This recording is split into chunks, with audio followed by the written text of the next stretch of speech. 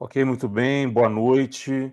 Como esse vídeo está sendo gravado e vai para o YouTube da Escola Lacaniana de Psicanálise do Rio de Janeiro, me apresentar aqui rapidamente.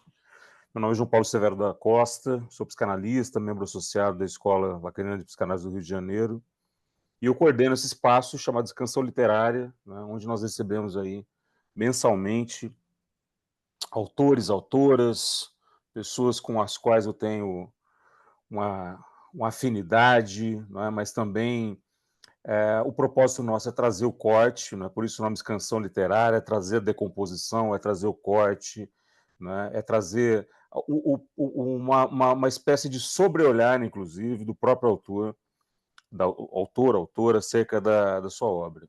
E hoje eu vou receber aqui uma pessoa muito querida. Nós tivemos uma conversa esses dias que deveria ter sido gravada como uma live. Sal Alcântara é uma pessoa incrível, vocês vão adorá-la. Sam Alcântara é psicanalista, pesquisador em cultura digital e gênero e doutorando em estudos psicanalíticos no programa de pós-graduação em psicologia da UFMG. Sam, seja muito bem-vinda. É um prazer ter você aqui nessa noite.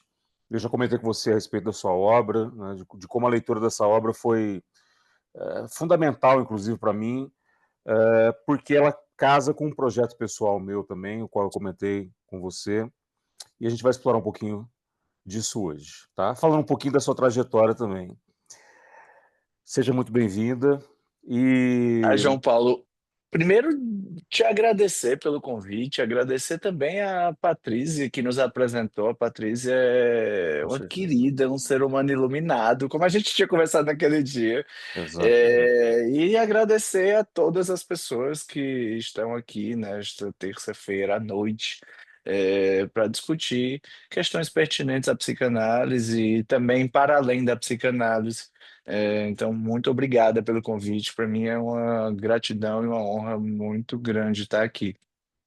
Nós que agradecemos. Eu digo nós em nome da escola, mas em nome também da comunidade, né, psicanalítica, que tem passado por muitas questões, né? Semana passada nós tivemos aí reuniões importantes e pautas importantes, e parece que a gente está sempre dentro do reino da importância, né? Sem, isso diz muito também sobre o que é a questão da psicanálise do mercado. E antes que eu me esqueça, mandar um abraço, mandar um beijo para minha irmã, minha amiga e irmã, Patrícia Corseto, que está aqui. Ela sabe o quanto ela significa para mim. Um beijo, minha irmã querida. Bom, Sam trouxe essa obra, Segregação Digital, né? É um trabalho de fôlego. Recomendo a todos, evidentemente, que leiam essa obra, porque ali eu vi uma exploração muito além, digamos assim, de certas posições paradigmáticas quanto à questão do uso da web, do que é o mundo digital, né? Acho que, se eu não me engano, o seu projeto de doutorado também acompanha, né? De certa forma, Uhum. desenvolve um pouco, leva esse tema um pouco à frente. Isso aí, eu vou seguir uma questão meio padrão aqui, de falar da obra pela obra, tá? Então, Uhum. eu separei alguns trechos aqui para a gente discutindo, depois também eu quero abrir a possibilidade de todos aqui conversarmos, né, sobre esses temas que eu recortei e outros também. O primeiro deles está na página 45 do livro e diz o seguinte: a cybercultura diz respeito ao momento em que a convergência das linhas de pensamento científico da cibernética e telemática sai do domínio do conhecimento pela base. Ou seja, sai do domínio exclusivo e preponderante das grandes corporações e dos governos, passando a integrar o cotidiano comum das pessoas, graças à transformação dos computadores, equipamentos domésticos e portáteis, que se convertem em plataformas ou fenômenos de costume teoricamente democráticos, na linha de fuga sistêmica e da expressão molecular da sociedade capitalista, que chegou ao estágio atual como a era do capitalismo de vigilância, teorizada por Shoshana Zuboff, né? A gente tem vários hoje autores trabalhando com esse tema, né? Do tecnocapitalismo, do capitalismo digital, da psicose capitalista, né? Então a gente tem o Franco Bifo, enfim, o falecido Mark Fisher trabalhou muito bem Uhum. com esse tema, entre outros. Eu tenho uma pergunta para te fazer, Sam, dentro desse contexto, sobre os efeitos dessa esquizofrenia capitalista, desse, dessa ambivalência, né, sobre os processos de identificação e sobre o lugar do outro, do grande outro na era digital. Como é que você pensa? Eu estou dizendo porque no livro você, de certa forma, vai trabalhando com esse tema de forma periférica em alguns momentos, essencial, principal em alguns outros. Como é que você vê esses dois pontos dentro do que a gente pode chamar de era digital? O processo de identificação e esse lugar do grande outro nessa era digital. Já que você me pergunta sobre o processo de identificação, é curioso porque é isso que eu estou estudando no doutorado. Em específico, minha pesquisa hoje de doutorado na Universidade Federal de Minas Gerais é estudando os impactos do atual estado da cultura digital nos processos de desidentificação com os significantes homem e mulher, né? Então, para estudar os processos de desidentificação, eu estou estudando com um pouco mais de profundidade e rigor o conceito de identificação em psicanálise, em específico em Freud e em Lacan, né? Fazendo um mapa conceitual, trabalhando o Psicologia das Massas e Análise do Eu, capítulo 7, onde o Freud trabalha com isso com um pouco mais de profundidade, e o seminário 9 do Lacan, onde ele vai trabalhar uma série de objetos topológicos e é desses objetos topológicos que vem um dos fundamentos teóricos que eu venho desenvolvendo, e espero conseguir desenvolver na tese de doutorado, que é fornecer a abertura e uma contribuição com um novo objeto topológico para a gente pensar os estudos de gênero baseado no que a computação hoje desenvolve, né? Como álgebra e como algoritmo e como um delinear conceitual, que são os bits quânticos, né? Que são bits não binários e pensando que a teoria lacaniana, a partir da cibernética, ela é uma teoria baseada na matemática binária que funda os computadores desde Alan Turing, quando ele publica o texto de 1936. E aí, curioso também você me perguntar isso, porque a gente que estuda tecnologia, bem, eu faço parte do laboratório Além da Tela, Psicanálise e Cultura Digital, coordenado pela professora Nádia Lagarde Lima. A gente constantemente diz que é uma esquizofrenia estudar os efeitos da tecnologia no nosso comportamento, na nossa forma de estabelecer laço, na nossa forma de desejar, na nossa forma de sofrer, na nossa posição de gozo, né? Sendo bem lacaniana nesse ponto. Porque todos os dias saem notícias novas sobre dispositivos novos, paradigmas novos. Então, quando eu escrevi esse livro, é, ele é uma reedição da minha tese, da minha dissertação de mestrado. O ato falho não é por acaso. Em Salvador, agora eu estive com o Marcelo Veras e ele chegou, Sam, isso aqui é tua dissertação? Aí eu, é. Aí ele, eu acho curioso, porque tu levanta hipóteses, parece uma tese de doutorado. Aí eu, lá na UFMG, antes de eu entrar, o pessoal já brincava que minha dissertação era uma dissertotese. Então não tem o rigor e a profundidade na época que eu escrevi de uma tese, mas eu brinco ali com alguns conceitos, algumas noções que dizem respeito a teses. E aí eu levanto algumas noções, né? Por exemplo, quando a gente fala de identificação, hoje, por um acaso, o Lula esteve na abertura, como todos os anos, o Brasil faz a abertura da Assembleia Geral da ONU, lá em Nova York. Na fala dele, ele vai falar sobre as Big Techs. E ele diz algo que a gente que estuda, e está no meu livro, e é algo que eu falo com constância, a gente nunca esteve tão próximo um dos outros. A gente nunca teve a possibilidade, como tem com as tecnologias digitais, de acessar dinâmicas de vida completamente distintas daquilo que a gente acessaria anos atrás, quando a gente não estava embarcada nas tecnologias. Ao ponto de eu estar aqui em Fortaleza e fazendo esse nosso encontro na Escola Lacaniana de Psicanálise do Rio de Janeiro. Não sei se você está no Rio, ou está em Minas, ou está em São Paulo. Está em É, Minas hoje, isso. então a gente está espalhada pelo mundo, né? E isso é um ponto incrível das tecnologias. Aí o Lula diz algo que a gente também, que estuda tecnologia, trabalha. Ao passo de que a gente está cercado pelos interesses das big techs, que são multinacionais endereçadas a outros países que não seguem propriamente dita a legislação de cada um desses países. Então, ao invés de a gente estar se conectando cada vez mais como se fosse uma grande ágora, como Pierre Levy, e tantos outros autores, como eu coloco no livro, que são ciberutópicos, tecnotópicos, apologéticos da tecnologia, a gente está vivendo pontos de segregação. Por isso a ideia do livro, né? Ou seja, a gente nunca esteve a 3, 4 cliques no celular ou no computador a visões de mundo completamente distintas.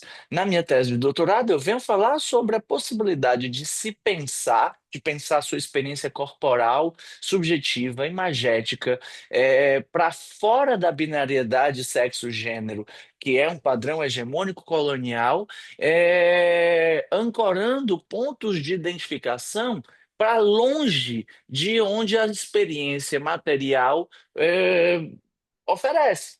Como, por exemplo, a gente está aqui no Ceará, no interior do Ceará, numa cidade de 20, 30 mil habitantes, extremamente precarizada, onde é assolada com a seca.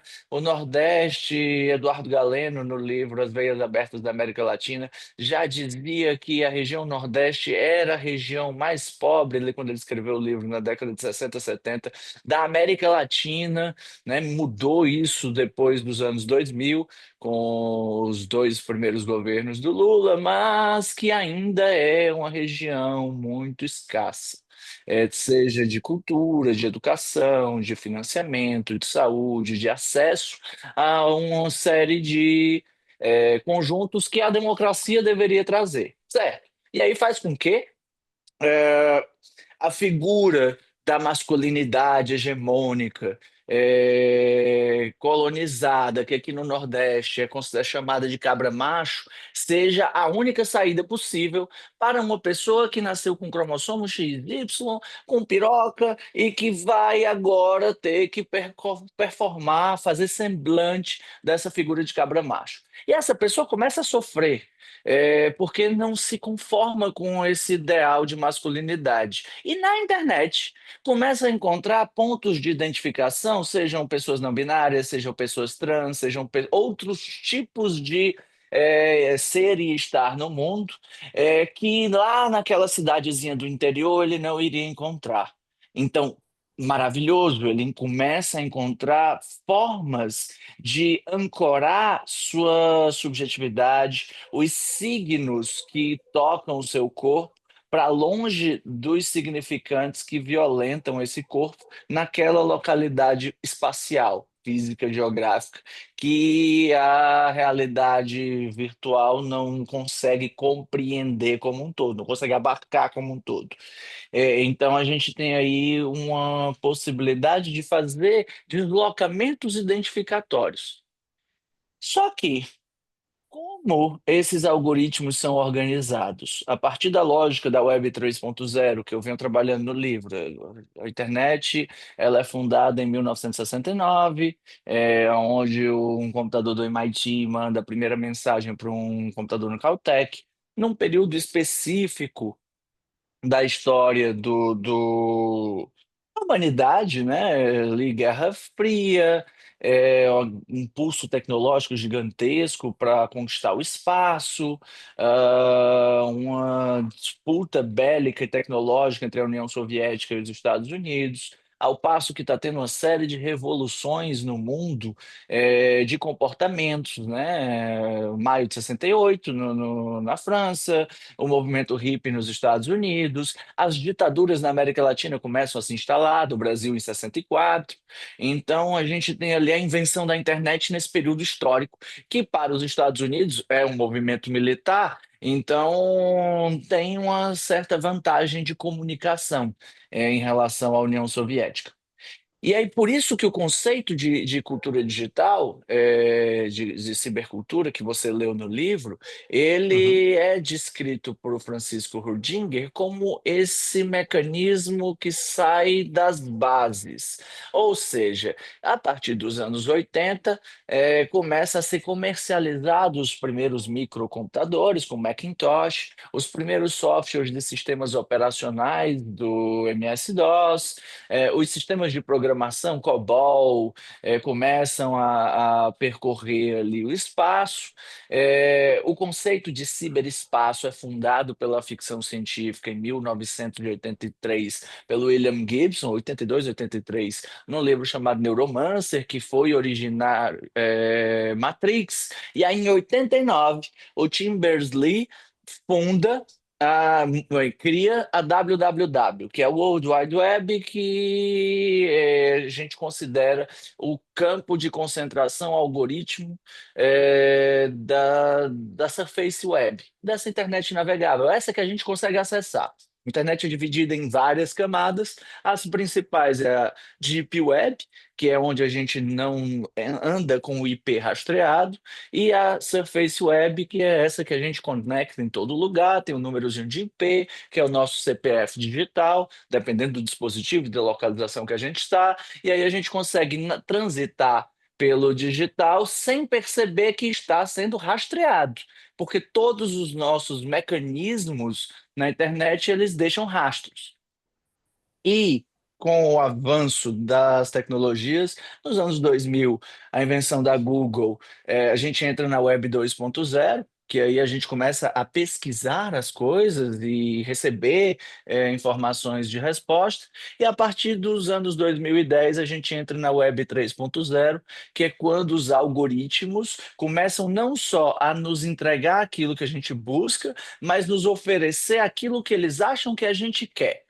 E aí vem a lógica dos condomínios digitais. Isso faz com que a gente tenha uma mudança paradigmática gigantesca, porque a lógica do mercado, e aí para falar sobre esse grande outro, né, esse Uhum. grande outro que compõe nossa fantasia, que a gente, num processo de análise, tem que deixar cair, mas que na figura parental, quando a gente é criança, vai se relacionando com os nossos cuidadores, cuidadores, e esses cuidadores vão nomeando os pedaços do nosso corpo. Então a gente vai construindo um campo imaginário a partir das palavras, dos toques, das sensações que começam a ser costuradas pelo arcabouço simbólico que vem do outro, do campo do outro, da linguagem, da cultura. Então, quando a gente está num campo aonde o grande outro, que é esse outro da linguagem, que vai nos capturando e nos fundando e nos forjando enquanto sujeitos. E, bem, a gente está numa escola de psicanálise lacaniana, a gente sabe que sujeito em psicanálise é uma função, não é a encarnação do indivíduo ou cidadão da sociologia. É uma função operatória de análise que tem a ver com a linguagem. Bem, esse grande outro que nos fornece os pontos de identificação primordiais, os primários, e que nos localiza em uma posição particular diante da linguagem do mundo, ele passa a ser gerido por algoritmos. Algoritmos que nos condominizam, cercando os muros desse condomínio, baseando em gostos e interesses que são captados, minerados pelos dados que a gente utiliza. Eu faço uma pesquisa no Google, estou gerando um dado, aquele dado vai virar uma informação que vai ser comercializada pelas Big Techs, a partir de interesses de capital. E aí Lacan, em 67, ele lança uma frase, na proposição de 9 de outubro de 67, que diz assim: o futuro de mercados comuns encontrará cada vez mais uma ampliação da segregação. E o que ele estava querendo dizer era que, falando para médicos, que a ideia do capitalismo e da globalização, que ainda não existia, teria como efeito a separação cada vez maior de práticas segregatórias, ou seja, divisão de pessoas. Na medicina, temos diagnósticos psiquiátricos, por exemplo, o autismo, né, o TDAH, que junta em determinados condomínios pessoas que são diagnosticadas com aquele significante que passa a significar algo a partir de fora, de um outro que diz o que significa. No digital, isso ganha contornos impressionantes, porque a gente não sabe exatamente como a gente é capturado por esses algoritmos, né? A gente sabe que a gente está pesquisando, mas quando a gente começa a receber coisas interessantes no nosso feed do Instagram, ou do TikTok, ou da Netflix, que começa a entregar séries baseadas nas que a gente assiste, diz, você vai se interessar por essa, e muitas vezes acerta, poxa, me interessei, e aí o Spotify vê as músicas que tu escuta e começa a te indicar novas músicas, e você vai escutando e vai dizer, nossa, o algoritmo tá indo bem. E isso, por um lado, é interessante, por outro, te coloca naquilo que o L. Pariser chama de um inferno do igual. E aí a gente entra numa contradição e num paradoxo gigantesco. Como a internet, que pode fornecer pontos de identificação e apoio para uma pessoa que nasceu no interior do Ceará e lá ficaria fixada numa posição de sofrimento por não conseguir performar aquilo que aquela comunidade local espera da masculinidade, sendo uma pessoa trans, não binária e encontrando na internet outras possibilidades de ser e estar no mundo, e ao mesmo tempo encrudece, modula e direciona nossas formas de desejar, baseado no interesse comercial das Big Techs, que não querem que elas sejam reguladas, e agora, mais em específico, o ano de 2025, estão cada vez mais atreladas a políticas fascistas do governo do Donald Trump.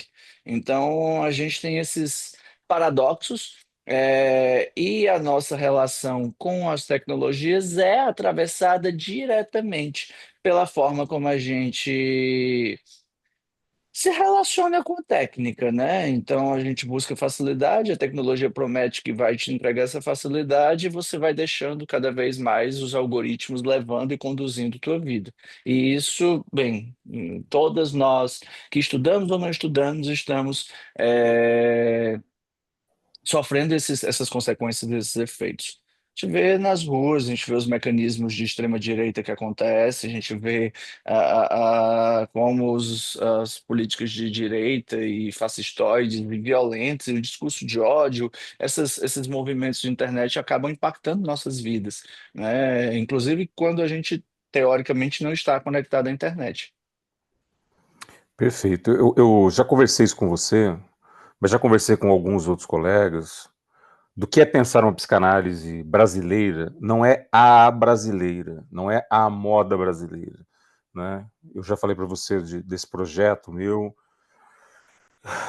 junto com a Ana Cristina, que já esteve aqui com a gente, com a qual você conhece também, é levar em consideração todas essas questões que você colocou, porque a nossa escuta, a escuta brasileira, e eu já andei um pouco por fora do Brasil também, em várias oportunidades, mas a escuta nossa, ela é uma escuta que vai trazer em si já adensadas as questões nossas transculturais, colonizadas, né? Para além do discurso, eu estou dizendo isso do ponto de vista estruturante do que é uma sociedade e, portanto, do que a gente Uhum. vai escutar, né? Do capitalismo periférico, o qual nós estamos historicamente atrelados. Então, assim, uma das coisas que mais me chamou a atenção no livro, e eu acho que você expôs muito bem isso aqui, né? É uma abertura, um convite para que as pessoas.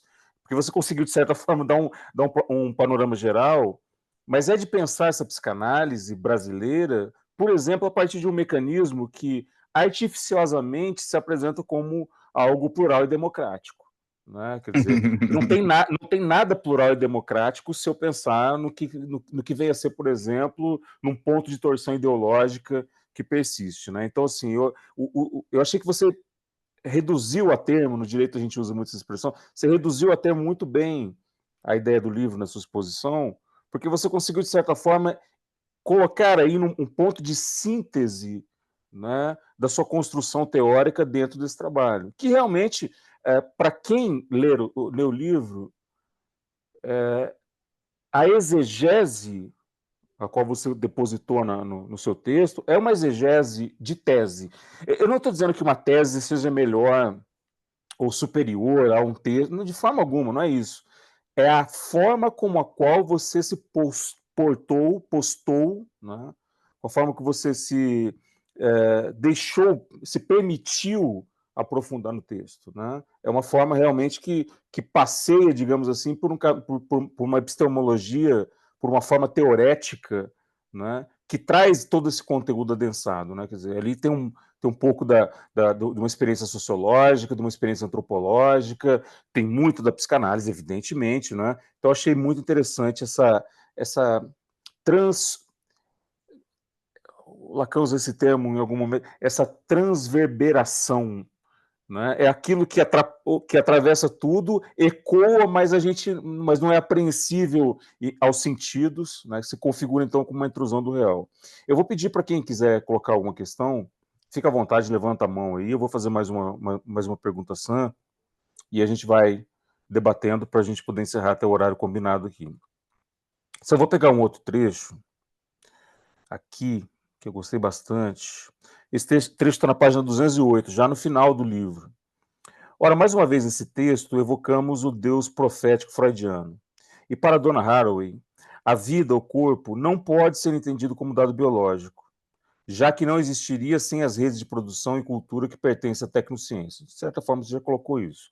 Assim, o corpo seria um sistema tecnovivo, o resultado de uma implosão irreversível de binários modernos, homem barra mulher, animal barra humano, natureza barra cultura.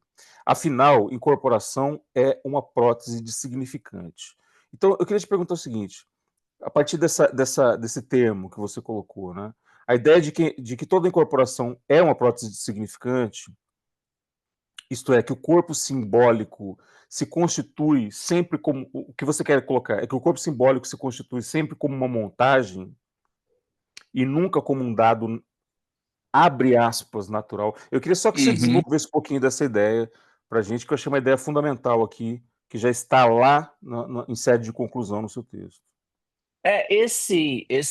Essa parte que você leu é do pós-fácil, é de um texto que já reflete um pouco sobre o que eu venho pesquisando no doutorado, e eu venho falando sobre as transformações do laço e como isso vai tocando o corpo a partir da cultura digital, né. Uhum. E é só fazer uma correção, não é o Freud ele não fala de Deus profético, ele fala de Deus protético. Perdão, Eh, protético, está escrito aqui, Deus ele protético fala freudiano, desculpa. ele fala isso no Mal-Estar na Civilização, quando ele vai dizer que Exato. quando a gente vai lidar com as 3 fontes primordiais do sofrimento que ele coloca lá, né, as forças incontroláveis da natureza, a fragilidade do nosso corpo, a falência do nosso corpo, e a fragilidade das regras que regulam as relações humanas, ele vai dizer que a gente vai criando próteses para lidar com essas angústias que aparecem diante da realidade material. Afinal, a gente acabou de atravessar uma pandemia, né? Então a gente deve correr para inventar aí um jeito de lidar com isso, né? Criou a vacina. E o Freud ele está falando aí de uma fragilidade do nosso corpo que acomete várias pessoas. Eu agora com 39 anos estou usando lente multifocal. Ainda não me acostumei com essa loucura, mas de vez em quando eu ainda tropeço olhando para baixo e o negócio ficando distante. E o que o Freud está dizendo é a falência do nosso corpo, que envelhece, adoece, se quebra e morre, a gente vai criando próteses para lidar com essa falência, seja o óculos, seja computadores, seja agora próteses internas de órgãos, braços e pernas biônicos. Inclusive, o Paul Preciado fala, e eu trabalho aí nesse texto, sobre a criação de próteses sexuais, dildos. Exatamente. Ao passo de que agora um homem trans, a gente já tem estudos sobre isso,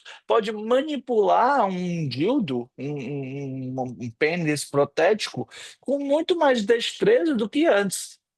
E se a gente pensar nas ficções científicas e nos avanços que a tecnologia pode nos proporcionar, o Miguel Nicoleles estuda a interface Exato. cérebro-máquina, o Elon Musk, aquele escroto que tem aquela empresa chamada Neuralink, que está fazendo pesquisa de implante de chip no cérebro, está tentando fazer com que a gente consiga controlar dispositivos maquínicos acoplados ao nosso corpo, inclusive reproduzir sensações. Então, quando a Dana Haraway, nesse texto, o trabalho dela é muito importante porque ela é uma feminista que trabalha com tecnologia e tem um texto do começo dos anos 90 que se chama Manifesto Ciborgue.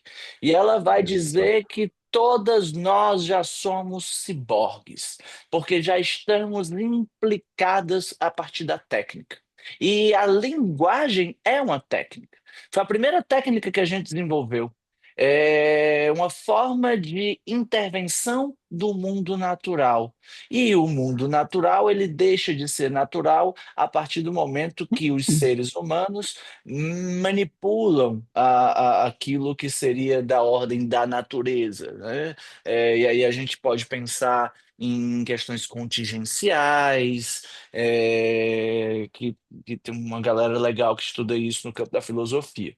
E aí, o que é que eu quero dizer com essa frase que o João Paulo leu para gente? É que esse Deus protético freudiano que cria e inventa a partir da técnica formas de lidar com o sofrimento para tentar fazer com que o mal-estar não nos atravesse, né? Porque sofrimento, mal-estar e sintomas são coisas diferentes. Christian Dunker trabalha isso naquele livrinho de Exato. 2015.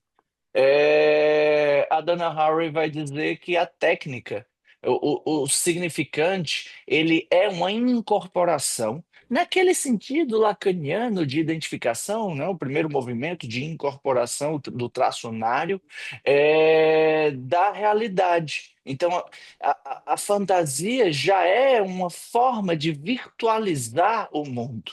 Né? Então, o Zizek fala sobre isso, né? É curioso, ele diz que o que as tecnologias digitais e a cibercultura e o ciberespaço nos mostram é que a nossa realidade nunca foi material. Ela sempre foi virtual, que se atualiza a partir dos nossos mecanismos de fantasia, quando a gente vai se enlaçando e se encontrando com os outros. Então, é a partir da inventividade do significante, esse que o Lacan diz que não significa nada a não ser em cadeia, que aí ele vai ganhando torções de sentido. É nessa força do significante vazio que toca e que a gente pode produzir e inventar algo novo, né?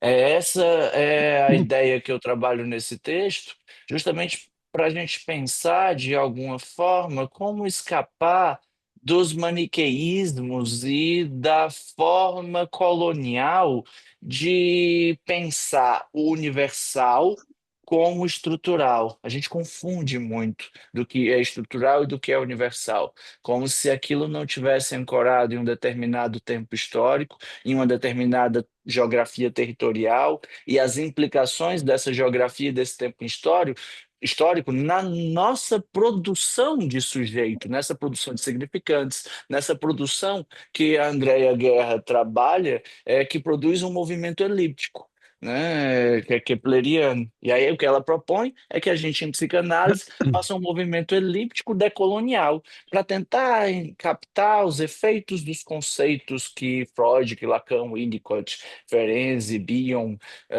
e a galera da psicanálise europeia cunhou, e como esses conceitos eles funcionam ou funcionam, como Lacan fala, manqué aqui no sul global, seja na América Latina, Brasil, África, Ásia, Oceania. Então, quando a dona Haraway fala isso, que eu me remeto a Freud, é justamente para a gente pensar, poxa, as tecnologias estão colocando a gente diante de algo novo e muito rápido. Em 5 anos a gente não sabe a gente faz a menor ideia do que vai acontecer. Hoje eu estava vendo um vídeo de um robozinho japonês que ele não cai, chutaram ele de todo jeito. Vai lá nos meus stories do Instagram que você vê. Ele se levanta e ele começa a treinar Kung Fu. Então, daqui a 5 anos, com esse robô bem treinado e com inteligências artificiais, controlando a forma como ele vai captando o espaço, ele tecnicamente vai ser muito superior a qualquer mecanismo nosso. E aí, isso é desenvolvido para quê? Para que a gente possa, inclusive, colocar um braço biônico no nosso corpo quando sofre um acidente ou coisa parecida. A gente vai ter uma imbricação, como Ray Kurzweil fala, que a singularidade é nossa. Agora, a gente vai entrar num campo de singularidade que a gente ainda não tem acesso. Então, que a gente vai refletindo o que a gente chama de condição de sujeito dentro da psicanálise, para que o humano não seja ou acoplado, ou aplacado, ou substituído, porque a gente já viu que com o chat GPT simples, do jeito que ele está, a psiquiatria e as TCC já estão em xeque. A psicanálise não, porque a psicanálise trabalha com outra coisa. Então, a gente tem aí um caminho interessante para seguir. Eu vou abrir já para as questões. Eu só gostaria de fazer dois comentários sobre o texto que ele mencionou da Donna Haraway, que é o Manifesto Ciborgue, que é um texto obrigatório, na minha opinião. Eu já escrevi um artigo sobre esse texto uns anos atrás. E ele falou do Zizek. Por acaso eu estou lendo essa obra que foi lançada no ano passado, com 30 anos de atraso, né? Olhando Torto, do Zizek, que é Ah, uma essa ainda não obra... li. Foi editado pela Lavra Palavra no ano passado. Recomendo a todos, já que o espaço é para falar sobre livros, recomendo a todos esse livro também. Excepcional livro, uma introdução a Lacan através da cultura popular.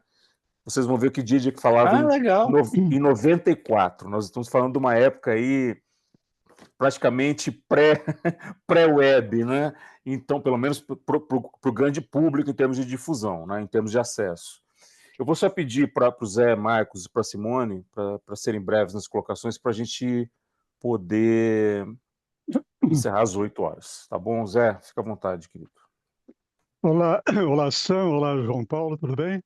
Eu Tudo falo aqui bem. da cidade maravilhosa do Rio de Janeiro. Eu queria ler 3 parágrafos bem curtos do Lacan, no seminário 17, para Claro, recolocar uma questão sobre a segregação, né? com Está no certeza. capítulo 7, chamado Édipo e Moisés e o Pai da Horda. É uma lição do Lacan de 11 de março de 1970, portanto, há 55 anos. Lacan diz o seguinte, atenção, por favor. As energias que empregamos em sermos todos irmãos provam bem evidentemente que não somos. Mesmo como com nosso irmão consanguíneo, nada nos prova que somos seu irmão. Podemos ter uma porção de cromossomas completamente opostos. Essa obstinação com a fraternidade, sem contar o resto, a liberdade e a igualdade, é coisa ridícula que seria conveniente captar o que recobre. Segundo parágrafo, só conheço uma única origem da fraternidade. Falo da humana, sempre o humus é a segregação. A origem da fraternidade é a segregação. Estamos, evidentemente, numa época em que a segregação ergue. Não há mais segregação em lugar nenhum. É inaudito quando se lê nos jornais. Simplesmente, na sociedade, não quero chamá-la de humana, porque reservo meus termos, presto atenção no que digo, constato que não sou um homem de esquerda. Na sociedade, tudo que existe se baseia na segregação. É a fraternidade em primeiro lugar. Terceiro e último parágrafo. Nenhuma outra fraternidade é concebível, não tem o menor fundamento, como acabo de dizer, o menor fundamento científico, se não é por estarmos, agora o ponto fundamental, se não é por estarmos isolados juntos.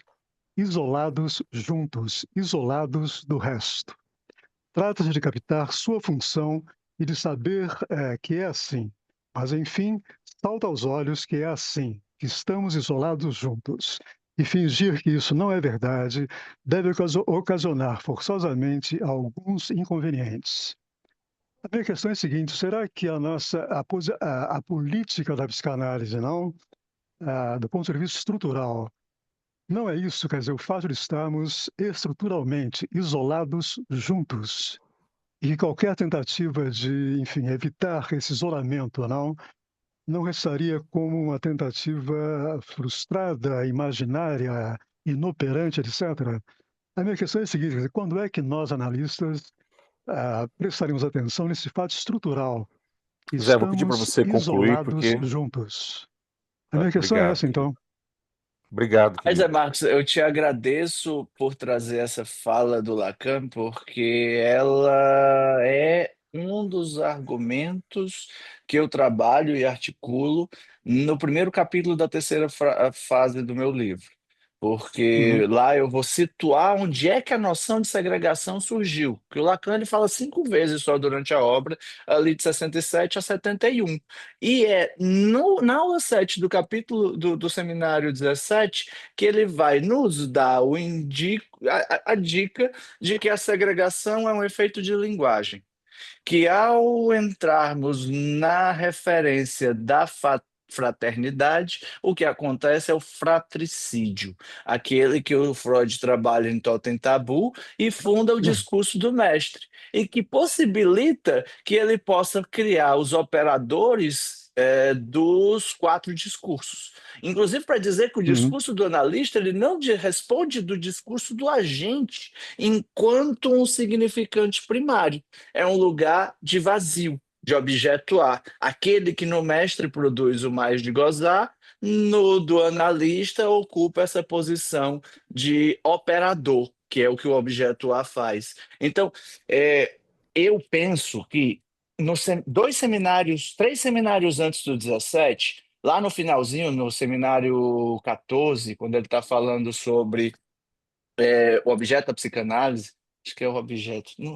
Enfim, eu posso estar me a lógica do equivocando, 14 é a lógica do fantasma e o 13 é o é a objeto. lógica do fantasma, o 3 é o objeto. Na lógica do fantasma, ele vai falar que o inconsciente é a política. E quando ele vai desenvolver os discursos, ele vai falar sobre as posições discursivas que localizam a linguagem, inclusive tocando a histeria como uma posição discursiva.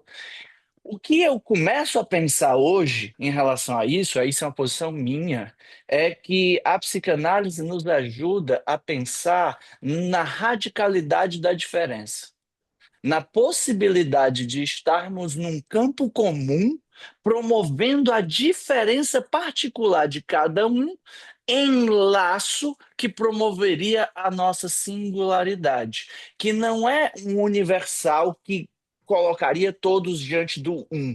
Pelo contrário, é aquilo que nos colocaria como sendo cada um sua posição de diferença. Porque se a gente uhum, acredita que Lacan está certo, todas nós somos segregadas pela linguagem. A partir do momento que a gente entra no campo dos símbolos, que a gente constrói as imagens de um que criam nossa fantasia, bem, a gente já está fudido, a gente já está segregado. Então é nesse movimento de estar segregado que a gente pode fazer laço. uhum. Perfeito. Simone, cadê assim? Oi. Não, é que agora vocês desenvolverem, acabou. Queria saber se, assim, a Sam, na clínica, Sam, Eu estava ouvindo você e estava pensando essa questão que a gente não compartilha mais narrativa, né? Parece que é um falar dentro das redes sociais. Você não vê as pessoas compartilhando alguma coisa em busca de um sentido, mas numa busca de Na rede confinar. social é lacrar. Também, a palavra é essa. E confinando a linguagem, né, na verdade, né? Confinando, como se fosse uma grande torre de Babel. E eu queria, assim, como é que você vê isso na clínica, gente, para escutar isso? Nossa, é outra questão interessante, porque são duas questões interessantes aí. Uma é a clínica online, né, que depois da pandemia a gente entendeu que poderia funcionar. Só que isso toca diretamente num conceito que a gente trabalha, que é o nosso operador principal na clínica, que é a transferência. Como se fazer transferência aonde o corpo está salvaguardado por uma tela.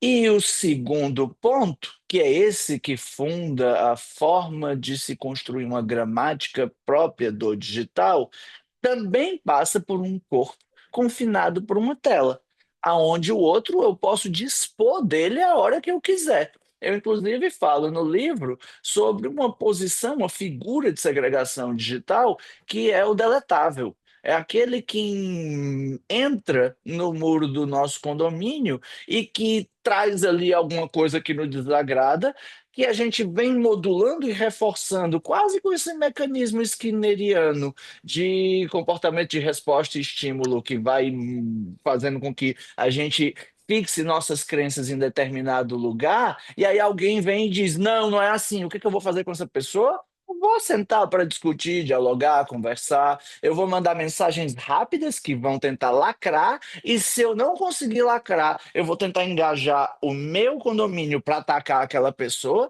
e achincalhar ela de todos os lugares. E se eu não conseguir, eu vou deletar ela, matar ela virtualmente, fazer com que ela não acesse mais a meu pensamento e ao meu condomínio.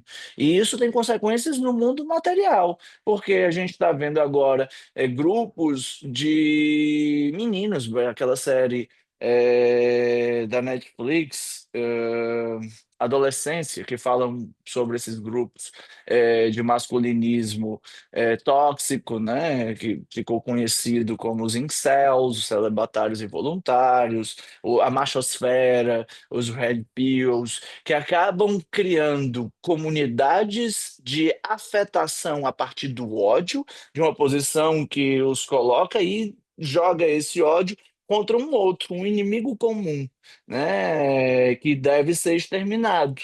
Na internet, isso é deletar as pessoas, apagar as pessoas, atacar as pessoas, como eu sofro muitos ataques na internet, mas no mundo material a gente vê chacinas em escola, a gente vê agora uma série de porcaria que a gente está acompanhando e importando dos Estados Unidos, mas que é um fenômeno que está acontecendo no mundo É inteiro. exatamente E, aquilo que você falou no início, né? Que ao mesmo tempo que abriu-se um mundo para poder se enxergar a diversidade, né? As pessoas ficam surdas para ouvir, né, a diversidade que está posta e que sempre esteve posta, né?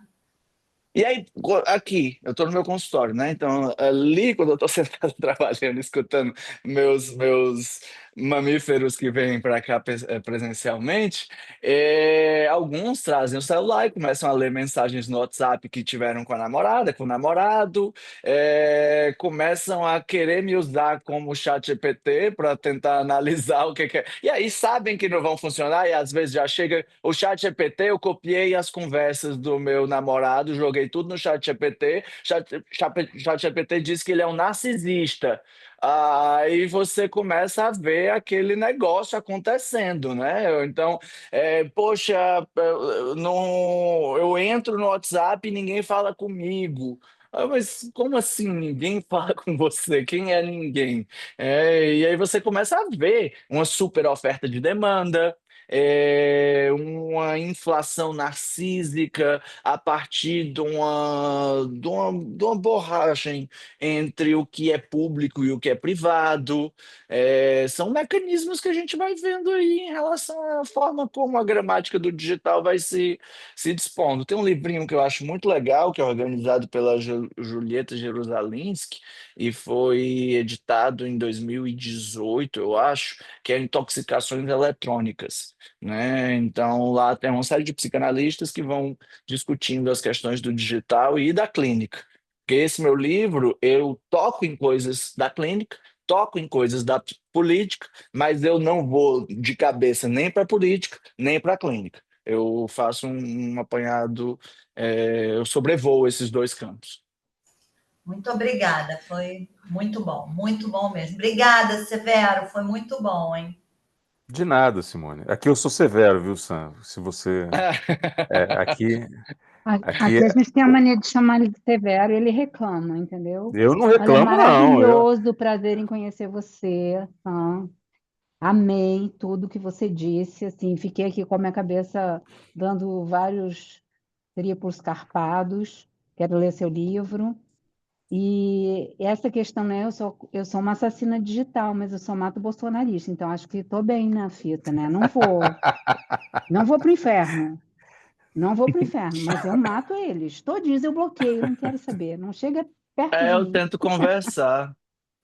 Ai, pois é, eu tenho uma amiga que ela diz, Helena, foi minha colega de faculdade há 200 anos. Eu não consigo, eu fico tentando conversar com eles. Falei, não consigo, gente. O problema é que agora digital é loucura, né? Porque a gente saiu das redes sociais como o Facebook, que funda ali em 2024, em 2014, 2004, minha cabeça. E lá a gente tinha amigos, né? Que a gente adicionava, e Sim. etc. Agora, depois de 2010, a gente está na lógica dos seguidores. Então, eu no Instagram tenho 50 mil seguidores, mas no TikTok, que tem assim, um décimo disso. Tem um vídeo lá que viralizou e viralizou dentro de um condomínio digital de extrema direita. E aí o TikTok começou a ver a galera me xingar, entendeu que aquilo era engajamento e que a galera estava gostando e começou a mandar para mais daquelas pessoas que estavam, do tipo de pessoas que estavam engajando. Então eu tenho 2.400 comentários me xingando. Aí se torna impossível você chamar alguém para conversar.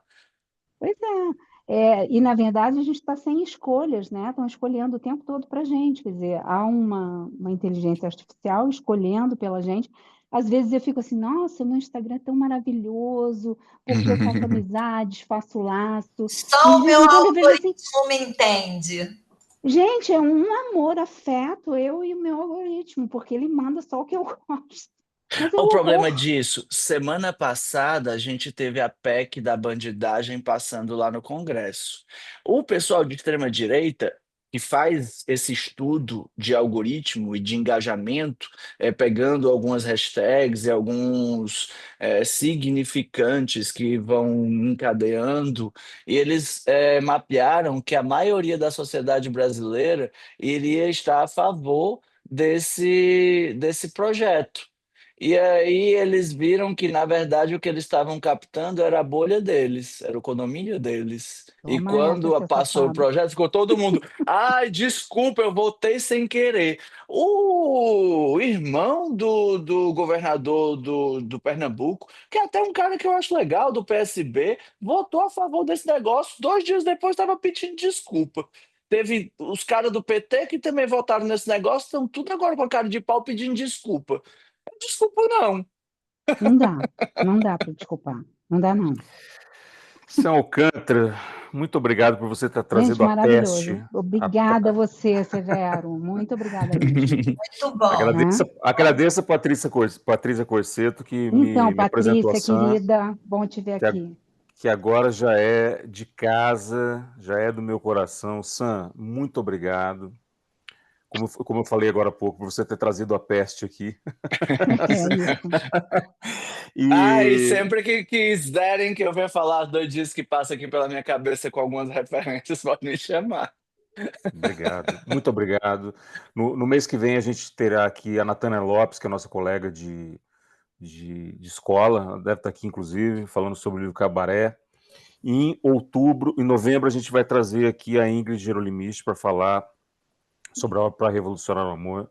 Sam, muito obrigado, querida. Eu espero que você tenha compreendido que as portas aqui sempre estão abertas a você. Um grande abraço. Se você quiser fazer mais alguma consideração final, fica à vontade. Eu quero só agradecer mesmo, Severo, adorei. Vai Pronto. virar meme, viu?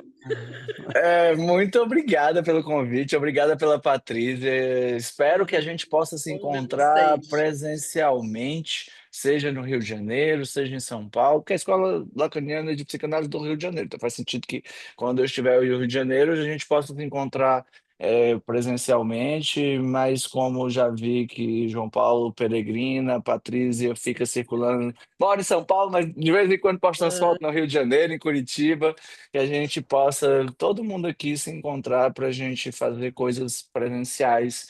Eu gosto muito do digital, eu estudo digital, eu trabalho com digital, mas nada melhor do que o abraço, que o cheiro, que o Ah, verdade. toque, né? Então eu torço muito que a gente se encontre o mais breve possível. Querida, obrigado. Obrigado a todos que vieram aqui hoje, todos e todas. Grande beijo a vocês e a gente se vê no mês que vem. Tchau, tchau. Tchau, gente. Obrigada. Beijo.